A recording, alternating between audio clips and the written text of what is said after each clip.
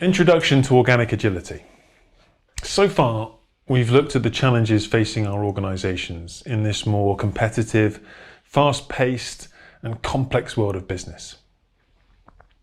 Change is inevitable, and markets are shifting at a much faster pace than ever before. And that's inevitably leading to a shift in our organisational culture so that we can remain relevant and resilient to that change. And a lot of that change is unpredictable.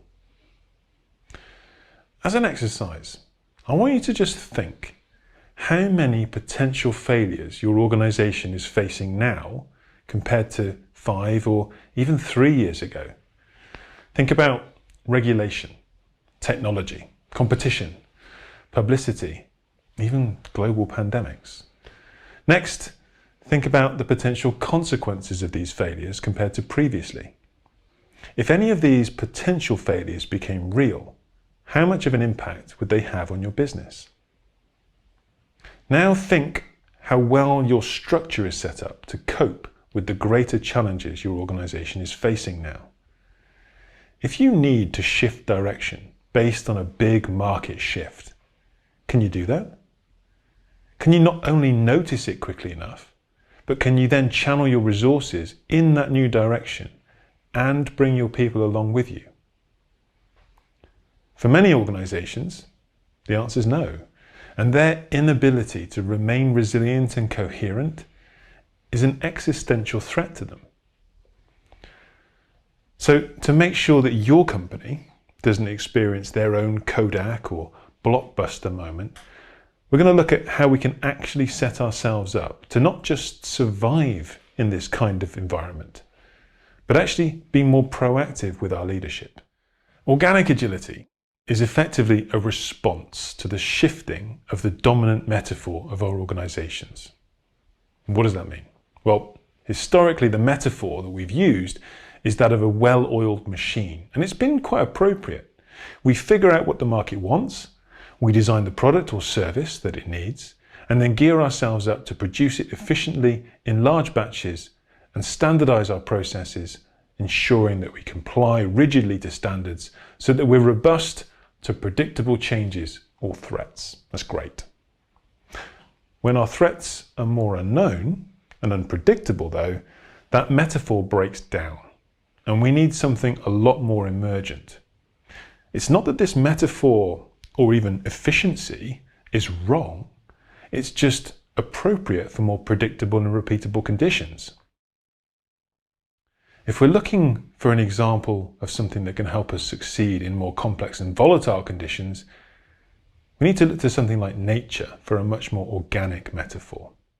Organic agility allows us to assess our context and respond coherently, both to the situation we find ourselves in and coherently across our organisation. It aims to get a balance between the autonomy that we need to be responsive and the consistency we require to be aligned.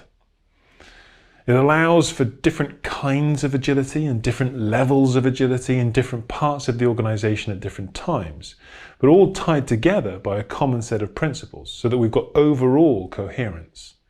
And it's underpinned by an organic leadership model, which helps you adapt your leadership style to the context and encouraging leadership as a capability throughout the organisation. We've got 5 principles that underpin organic agility, and we're going to explore them in more detail in later modules. But right now, the high-level principles are to increase cultural awareness and coherence. The role of the leader isn't just to adopt the most appropriate form of leadership at the right time, but also to help everyone in the organisation understand the different contexts they find themselves in and then respond appropriately. The second principle is to decide based on context.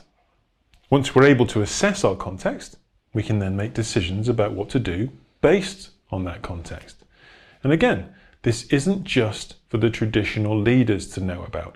Everyone in the organisation needs to understand this if we're to enable enough organisational responsiveness and resilience. Our third principle is to focus on value creation. And just as decision-making and leadership are not concentrated in the hands of the few, an organic organisation encourages everyone to understand how to determine value and then focus ruthlessly on that value creation, either efficiently or effectively, depending on the context. Our fourth principle is to validate change in small increments. The aim of this principle is to help grow organizational resilience by establishing what we call a continuous learning culture. The process of discovering what works and then continuously adapting based on the learning is what will create this continuous learning culture in practice. And the core idea behind it is that changes have to have strategic relevance, and they've got to be accompanied by a clear understanding of their impact and their implications. Again, this is something that's going to be spread throughout the organization, not just left as the responsibility of the leader. You've probably picked that up already. Principle 5 is to optimize the value flow. So once we know where our value comes from, we've validated our hypotheses about value delivery, we can then rapidly adjust our structures and processes so that we can optimize the delivery of that value. As we mentioned in the previous videos, we may be moving from make to sell to make a lot quicker and more frequently than ever before.